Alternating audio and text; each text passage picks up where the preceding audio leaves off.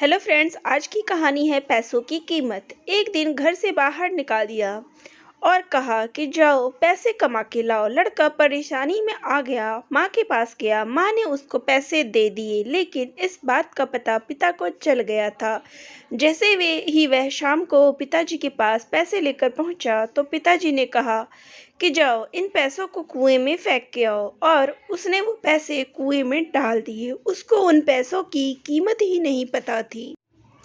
पिता ने वापस ऐसे ही किया, लेकिन इस बार बच्चे के पिता ने उस बच्चे की माँ को मायके भेज दिया। बच्चा अपनी बहन के पास गया, बहन ने उसको पैसे दे दिए। उसका पता भी पिता को चल गया।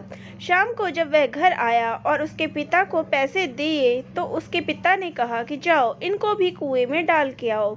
उसने यही किया क्योंकि उसको बिल्कुल नहीं पता था कि पैसा कैसे कमाया जाता है, लेकिन उसके पिता उसको पैसे की कदर समझाना चाहते थे। अगले दिन उसके पिता ने उसकी बहन को ससुराल भेज दिया।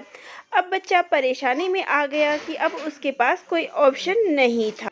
वह भटकता हुआ बाजार में गया और वहां उसको एक ट्रक से सामान उतारने का एक काम मिला। बदले में उसको कुछ पैसे मिले। उन पैसों को लेकर के वह अपने पिताजी के पास गया। वह उसकी खून पसीने की कमाई थी।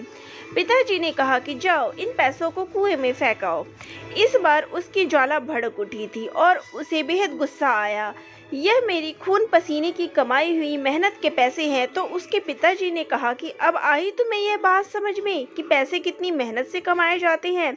जब तक तुम हमसे कहते हो कि आपने मेरे लिए किया ही क्या है, लेकिन जब तुम खाना खाते हो तो तुम्हें यह नहीं पता होता कि आज तुम्हें जो 2 वक्त का खाना मिल रहा है उसके लिए जो पैसे हमने कमाए हैं उसके लिए भी मेहनत करनी पड़ती है। बच्चे को उसकी गलती का एहसास हो चुका था। कहानी अच्छी लगी तो चैनल को सब्सक्राइब ज़रूर करिएगा। धन्यवाद।